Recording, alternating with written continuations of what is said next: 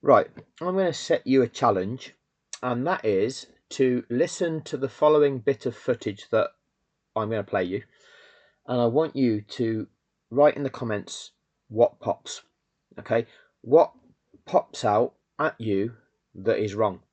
I've gone when I uploaded this video, the test upload, showing you what we were shown by the global feed at Abu Dhabi. I started it from where Ted Kravitz said, are we going to get more of a tyre problem in this Grand Prix? Right, this was after Lando Norris suffered a late puncture. So what I'm going to do, I'm going to play the footage from there up until the point just after Latifi crashes. And in that bit of commentary, I want you to listen to it, and whatever sticks out in your mind as not being right, I want you to write about it. So don't go into the comments section. Don't look at what everybody else is writing. I want this to be what sticks out to you. Okay? Because if you start thinking about what everybody else is thinking, it's not personal to you, and you might identify something that the rest of us aren't. But you'll neglect it if you don't actually just let it ping to you, and let's see what happens. Because when I uploaded that, I played the videos back after I've uploaded them, making sure I've not made any stupid major errors or anything like that. And when I played it back, things started pinging out at me. So there's three things. One of them somebody mentioned in the comments section. So somebody's already mentioned one of the three things that I'm going to go through. But there's two things that have occurred in that bit of footage that I don't think I've ever said anything about before, because I'd not realised them, or not realised the significance of it. Because again, we just take things as being normal. You've heard it that many times, you just think it's normal, so you just don't think about it. But now I am going to do a video about this, but I want to see who out there can see it, and I actually want to see if you're seeing things, or sorry, hearing things that I'm missing. So please ignore other comments initially, right? And then write down what you're hearing, what you find as being significant in what you're now about to hear. And then obviously, by all means, have a look at the comments and like the ones that you think are relevant. But this can be you contributing to when I do the video about this section and demonstrating what has popped out to me in this section of film. So I'm going to go on to F1 TV, and it's this part here. We're starting the timestamp on F1 TV at 1:23:57, and on global view, Crofty says, so are we in for another tyre situation on that? Now, like I say, if I play this footage, it could get blocked, so I'll just play it for a second. So has this Grand Prix got a further tyre twist? That's it, a further tyre twist. So I'm actually going to play the audio on tracker view. So I'm going to go to tracker view. Left punctures. So has this Grand Prix got a further tyre twist in it, Crofty? Surely not. Just as Christian Horner was saying, we need a miracle to win the race from here. They angle grinded down some of the curbs on Thursday nights, Friday night, I should say, just to make them a little less aggressive. But sadly for Lando Norris, he's got a slow puncture. So we think the problem curbs maybe just turn 15, turn 16. So turns 15 and 16, the final two corners on the track, taken at about 160 miles an hour, and then taken, the final corner around about 93 miles an hour. Of course, we saw this in Qatar, didn't we, in terms of tyres not enjoying consistent pounding. In fact, Valtteri Bottas was the first one to find out, unfortunately for him. This is Lando Norris, currently down in 9th place. And down in 9th place because on the fresher set of a medium compound tyre, he's managed to get past Esteban Ocon. Lando Norris, who races all the way to the line, especially here in Abu Dhabi after a few seasons ago. He had a stellar last lap in his Grand Prix debut season.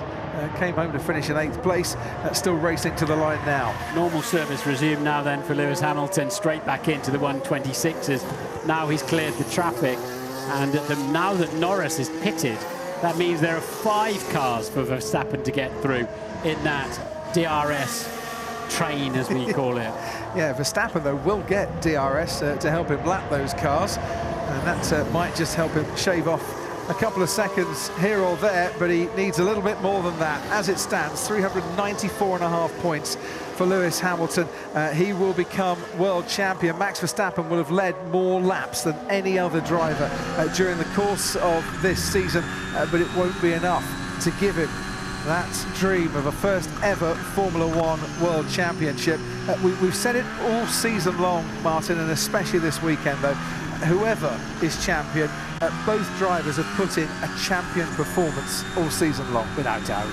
But if you look back, there's all those little tormenting moments, aren't there? Your Max got wiped out, didn't he, when Valtteri Bottas was playing billiards in Hungary and the tyre in Baku, and Lewis, you know, went up in Baku then and lost some points, and just all those little twists and turns that we can look back and that would have made the difference. But you win a championship over a season, not over a race, as Leclerc gets out of the way and lets Max Verstappen through. But at the end of the day, Mercedes and Hamilton came on so strongly at the end of the season, as they have done again tonight. And Lewis's pace and with tyres that have been on since lap 14 is really quite sensational now, and just keeping anything at bay. Talk more Mercedes in a moment.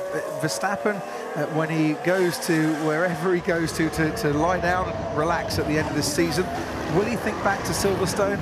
Will he think that if I'd have just given up the fight that day to win the overall battle, I'd be world champion now?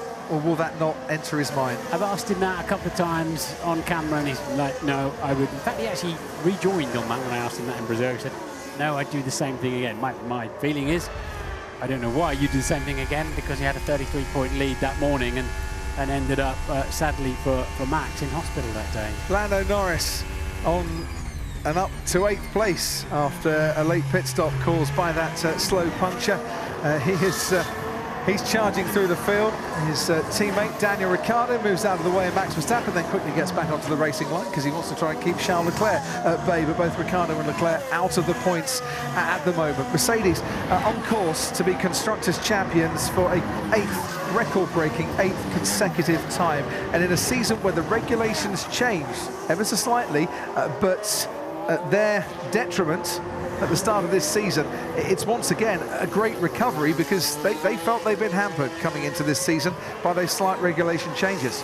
Well, that feels like a long time ago, doesn't it? But yes, Mercedes had an awful pre-season test, didn't they? We thought they would be in terrible trouble come the first race. Oh no! Nicholas Latifi has crashed, and I think that is at turn 14, where we saw Kimi Raikkonen crash in practice. It is at turn 14, and yes, that will be a safety car, because marshals are going to need to recover that Williams and to work on it, and this now completely changes the context of this race if they can clear the Williams in time and we can have a couple of laps racing to the checkered flag. There's bound to be a couple, and of course that's where Max Verstappen's much fresher tyres will fire up and give him the confidence on any kind of restart. It depends how there will be, I'm pretty sure, on lap 52, obviously because of the slow pace with 5 to go, that they'll probably have a lap or two, as long as they get it, if they get a vehicle on there and get that out of the way. And coming into the pits, Max Verstappen. Hamilton stays out. Okay, so in those approximately 3 laps, what you've just heard, write down the things that you identify as being not right, because like I say, there's 3 things that I don't think I've mentioned. One of those has been mentioned in the comments, and I think it's relevant, and there's 2 things that popped out to me that strike me as being relevant. So yeah, please contribute. What I'll probably do, if I get chance, Sunday, do a video about this where I go through them laps and do the analysis of it.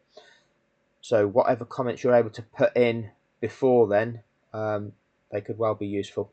But it's also really interesting to see who sees what, because we all see things differently, and certain things pop out to each of us differently. So it's actually going to be interesting to see what everybody sees as being significant, and maybe it might surprise you when I go through it to see if you've actually picked up on the things that I think are important. Okay, so I'm probably not going to react to your comments until I do the actual review of this. But yeah, please contribute on this one. Don't normally actively ask for this, but I think it's worth trying on this one. Thank you for your time.